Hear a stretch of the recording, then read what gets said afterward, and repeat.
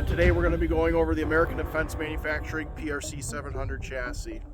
Been using this chassis for several years, and I finally believe I have a pretty good opinion on what the chassis offers in the market of vast precision rifle chassis. So stay tuned and enjoy.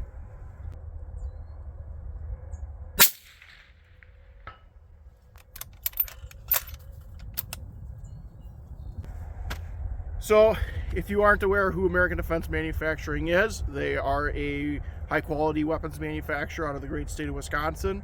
Precision Rifle Components, part of the PRC-700 Chassis, is a subsidiary of American Defense Manufacturing. So the same guys who are making the PRC-700 Chassis are the same guys that are making like the UIC-10 large frame rifles, really good scope mounts, and all good AR-15 accessories.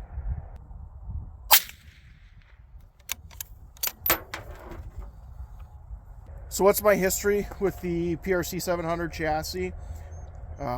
In full disclosure, this was a pre-production chassis that I received. I paid my own money for it to Precision Rifle Components / American Defense Manufacturing way back before these were even released. I was lucky enough to reach out to the company and get a pre-production model, and was able to start running this chassis through its paces.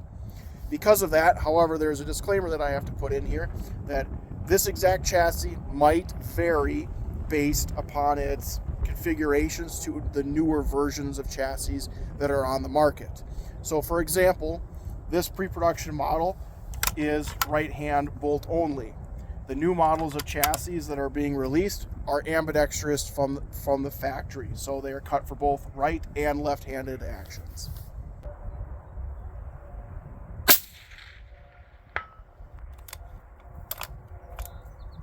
So what have I used this rifle for? This rifle, when it first came to me, started its life as a full-blown precision rifle series oriented bolt action rifle. So when I got it, it had all of the weights on it. I had 4-end weights. It had a 26-inch long barrel, muzzle brake, the whole shebang, completely focused and oriented on precision rifle series competitions. It spent a lot of its time, the action that was in the gun at the time, it spent a lot of time in that form factor, I guess you could say. Several thousand rounds and several precision rifle series seasons later, I swapped out the action for a different action, and it started morphing into what it is currently today, which is a Mac Bros Evo 2 action and a preferred barrel blank 16-inch 308 barrel. The current setup that this rifle is outfitted for is a law enforcement precision rifle type setup. So light, suppressor, optic, red dot, all that jazz.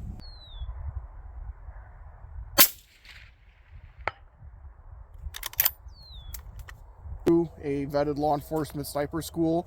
The rifle was definitely not outfitted for the course at that time. It was still in its precision rifle setup, not the more law enforcement oriented role. However, as we're talking about the chassis by itself, the chassis itself did amazing. So let's go buttstock to forehand, and we'll just kind of go over some of the components of it. So the buttstock, the pad itself, very soft, very nice, no complaints there.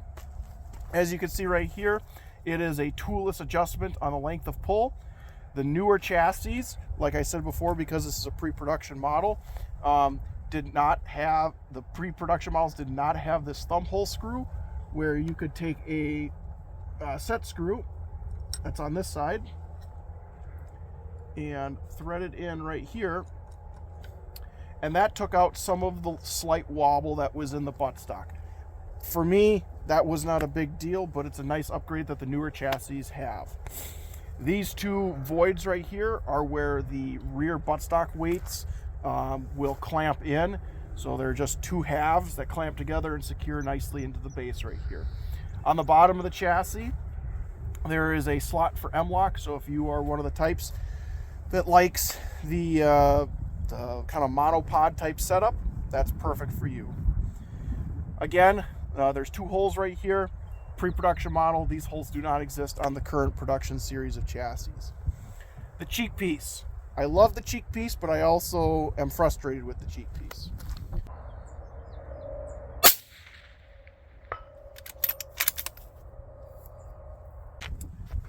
Most modern optics have a pretty high height over bore setup. That whole getting as low as we can to the barrel is gone. What I really like is the cheek piece is quick removable, toolless, because then you can get in here and bore scope the rifle or clean the barrel without having to work around a cheek piece. That's nice. Again, because this is an American Defense Manufacturing rifle, they're going to have their quick release mounts. Again, 0 issues with the quick release mount itself. My big gripe with the chassis is when it comes with its risers, it comes with enough of them to get you through. However, with the current subset of optics that we have nowadays, you have to get this cheek piece higher. So ultimately what I had to do was have a buddy 3D print a couple spacers of varying heights, and then I stacked the 2 extra spacers in there to get the proper cheek weld on the rifle. Not a big deal. I'm sure American Defense could send you a couple extra of these at pretty much no cost. So that's one of the downsides. It's not a toolless adjustment like some of the other stocks out there where you just turn a thumb screw and it goes up and down. But that's probably part and parcel to the design of how the stock of this is set up. Moving forward, you have a ambidextrous thumb rest. As you can see, this one's pretty worn down because my thumb rides there a lot. This is hot swappable, so you can switch it to either side of the rifle, whether you're left or right-handed. Right above that is a quick release socket, and I completely forgot, but there's also a quick release right down here as well. Editing Ben here. I just realized I completely forgot to mention this chassis takes AR-15 pistol grips, ones without a tang. This chassis I currently have a Ergo Tactical Deluxe 90-degree grip. Alright, back to the video. Moving forward, you have a swooped trigger guard. I have used this rifle a bunch in the winter, and I've had 0 issues getting gloves in here, especially in really cold Wisconsin days. 0 issues with getting gloves in there. Like I said, this current chassis in front of you is one of the pre-production models, so it's only cut for a right-handed action. However, the new chassis that are out are cut for both left and right-handed actions. Inside, this is something that I ran into when I put the Mac Bros action in here, is it would not fit with the trigger hanger because the trigger pocket in this specific chassis was not big enough. So the chassis itself went back to ADM, and they cut the wider trigger and larger trigger pocket into this chassis, and that's what comes factory spec, I guess if you want to call it, on the newer chassis. The trigger in this is a Trigger Tech special 2-stage, 0 issues with it fitting in there now. Moving forward, you probably can't see it because there's a short action precision 2-round holder, but there's lightning cuts all around here to try and lighten the chassis up as best they can. The magazine release, again, the pre-production one that I had worked. However, when the chassis went back to American Defense, they upgraded it with the newer, stronger, stiffer spring. Moving further forward from the actual chassis block itself, you get into the fore-end regions of the chassis.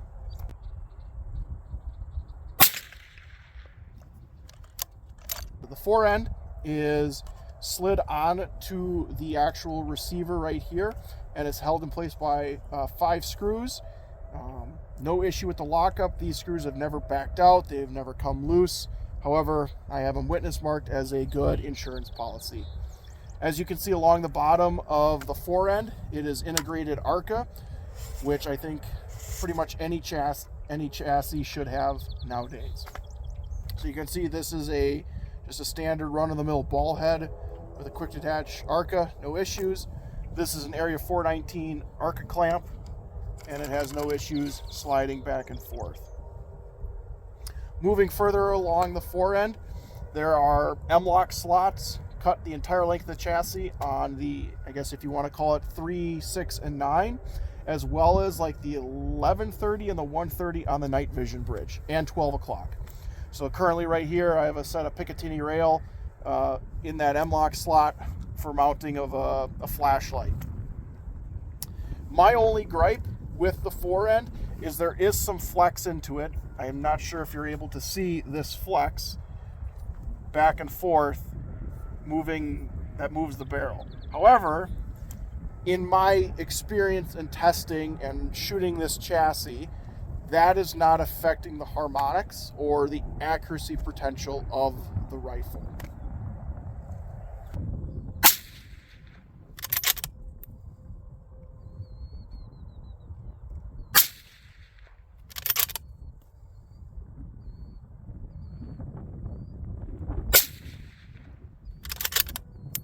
So I've had this chassis almost 4 years to the day, and very, very little bad things to say about it.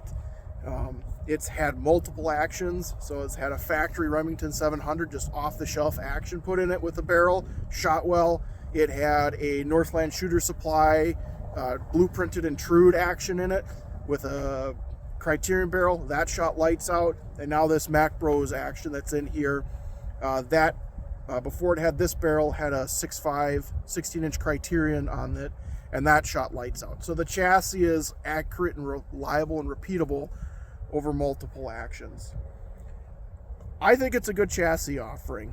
For the price that you're paying, yes, is it a pretty penny, I guess, for what you are getting? Absolutely. The nice thing about it is it has a lot of the stuff that you are going to have to buy on the back end. So a lot of chassis might not come with integrated ARCA, and then you're having to pay $100 or $200 for the integrated ARCA rail. A lot of chassis might not have the toolless adjustment. So for example, the stock that's on my wife's rifle, if I want toolless adjustment, I have to purchase an aftermarket kit to make a toolless adjustment. That's nice. What I think American Defense did really well here is made something that works well for everything, but does nothing great. So does it do PRS pretty well? Yes. Does it do tactical style shooting well? Yes. Does it do law enforcement style setups like this? Well, yes. And it just works. There's no bells and whistles on this. There's no thrills. It's built like a tank. The only time I've ever broken anything on this chassis is the cheek piece, and that was a 3D printed piece that was, again, pre-production, and that's my fault. I broke it because I'm an idiot. So overall, for my, D-tier list, gun influencer opinion, it's a good chassis for the money, and that's all I got. Thanks for watching.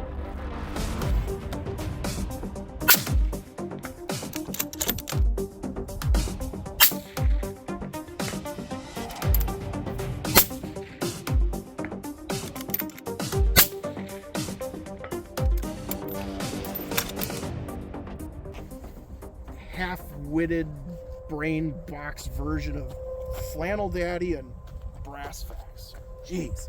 Blah, blah, blah, blah, blah. Can't speak.